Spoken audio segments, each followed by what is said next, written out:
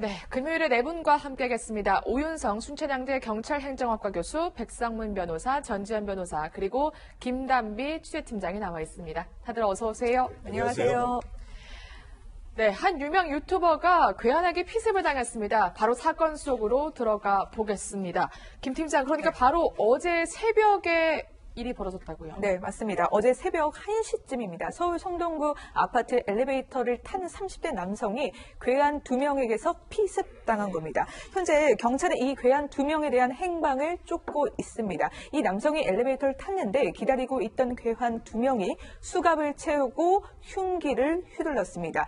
목 부위를 다친 걸로 알려지는데 다행히 병원에 옮겨진 이 30대 남성은 현재 생명에는 크게 지장이 없는 걸로 알려지고 있고요. 경찰은 계획 범죄일 가능성에 무게를 두고 있습니다. 이 30대 남자는요, 유튜브에서 투자 관련해서 지금 방송을 진행 중인 인물입니다. 네. 그런데 사실 요즘 아파트들이 꽤 현관문부터 비밀번호를 채워놓는 걸로 알고 있는데 어떻게 들어갔을까요? 아니, 비밀번호 채워놔도 못 들어가는 거 아니잖아요. 저도 이렇게 다른 사람들이 비밀번호 눌러가지고 들어갈 때 따라 들어갈 때 있거든요. 저희 네. 집을. 이 사람들도 뭐 아파트 주민이나 피해자랑 아는 사이는 아니었다 하더라도 충분히 뭐 들어가는 것 자체는 불가능한 건 아닌 거죠. 네, 그러니까 문이 열렸을 때 뒤따라 갔던 것으로 보입니다. 그렇다면 유튜버를 기다렸다가 공격했다. 이 말인즉슨 계획 범죄일 가능성이 크다는 이야기인데 굉장히 범행 수법이 기괴한 게 수갑까지 채웠다고요? 네, 그렇습니다. 지금 이제 이 피해자가 암호화폐 그 투자 카페 매니저로 알려져 있는데요.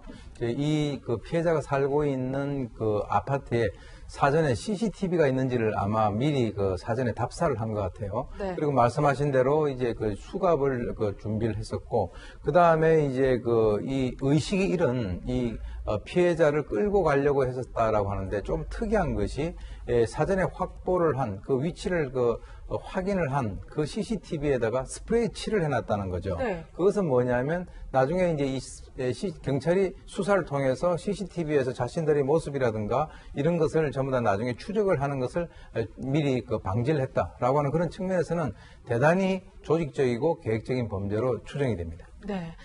그렇다면 왜 괴한이 이런 일을 저질렀는지 범행 동기를 알아봐야 될 것 같은데요. 그걸 알기 위해서는 아무래도 이 유튜버가 그동안 어떤 방송을 해왔는지 살펴볼 필요가 있을 것 같습니다. 저희가 방송 일부를 발췌해 봤습니다. 분명히 있어. 지금 200원인데 올해 안에 이게 1000원을 못 넘기면요 저 삭발해요. 알았지? 저는 승부를 거의 떡상할 거라고 생각해요. 단기적으로는요 올라갈 수밖에 없다고 생각해요. 요 상단 찍을 거라고 상단까지 못 찍어도 최소 여기까지 갈 거라고 생각해요.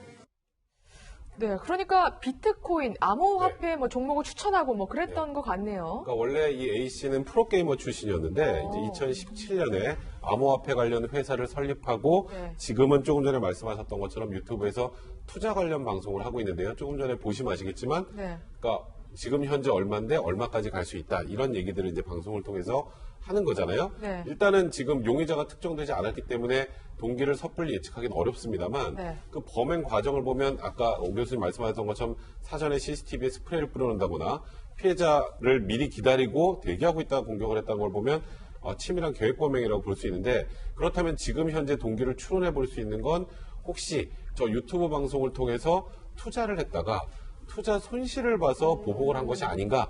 물론 이것으로 이제 동기를 단정할 수 없습니다만 네. 경찰은 이 가능성을 염두에 두고 지금 수사를 하고 있는 상황입니다. 투자 손실에 대한 이 보복으로 추정된다 이렇게 말씀을 해주셨는데 그러면 두 명이 같이 범행을 했잖아요. 네. 이 사람이 서로 알고 있었을 가능성도 좀 낮을 수 있겠네요. 그러니까 이제 네. 두 가지 가능성이 있습니다. 이 두 사람이 어떤 뭐 친구 관계라서 같이 이 사람이 권유를 하고 있는 그런 투자에다가 본인들이 실제로 투자를 해서 커다란 손실을 봤을 수도 있고요.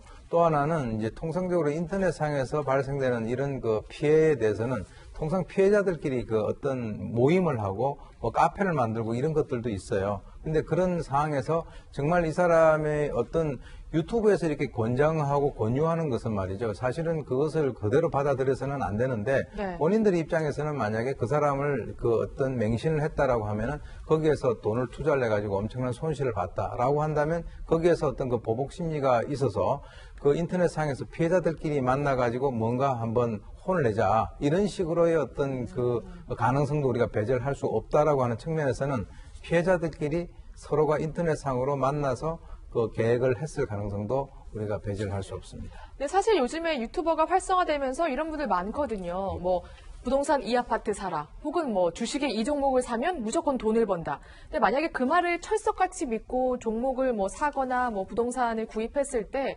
손실을 보면 그 유튜버에게 책임을 물을 수가 있어요. 아, 그러니까 뭐 네. 사기죄, 뭐 손해배상 청구 이런 거 말씀하시는 것 같은데 그렇죠. 일단 사기죄라고 얘기를 하면은 내가 거짓말을 해가지고는 그 믿은 피해자로 하여금 돈을 쓰게 만들어야 되는데 이 거짓말이 평가가 아니라 어떤 사실에 기초한 것이어야 돼요. 예를 들어서 이 상품에 투자를 하면은 원금은 반드시 보장이 된다거나 아니면 여기가 곧 개발될 거라는 정보를 얻었다거나 뭐 이런 구체적인 사실이 있어야 되는데 지금 저 유튜버가 방송한 내용을 보면은 뭐 삭발해. 이거 안 오르면 내가 삭발할 거야 이러고 강조를 하긴 했지만은 이거 오를 것입니다. 결국 내 개인적인 생각이었거든요. 그러니까 이거를 믿고 투자를 하고 말고는 이제 이 피해자들의 선택이었단 말이에요. 이런 경우에는 제가 볼 때는 사기죄는 성립하기 어렵습니다. 그러니까 투자의 책임은 오롯이 자기 자신에게 있다. 이렇게 보면 네, 되겠군요. 이런 사건 같은 경우에는. 네. 그러면 이 괴한 두 명이 아무리 뭐 손실을 보는 피해자라고 할지라도 이렇게 피습을 한 거에 대한 책임은 엄격하게 물을 수밖에 없겠네요. 그러니까 일단은 네. 지금 저 아파트에 그냥 들어온 건 주거침입 부분이 될 수 있을 것 같고요. 네. 그리고 더 나아가서 두 명이 함께 흉기를 가지고 A 씨를 공격했기 때문에 일단 원칙적으로는 특수상해 혐의가 적용될 가능성이 많습니다. 네. 근데 거기에서 살인의 고의를 가지고 흉기를 휘두른 것인지, 네. 그러니까 이제 그게 살인 미수가 되는지, 어. 특수상해가 되는지는 이 흉기를 휘두른 것 그 과정을 전반적으로 좀 확인해봐야 될 것 같고, 그리고 만약에 투자 손실로 인해서 보복을 하기 위해서 이런 행동을 했다.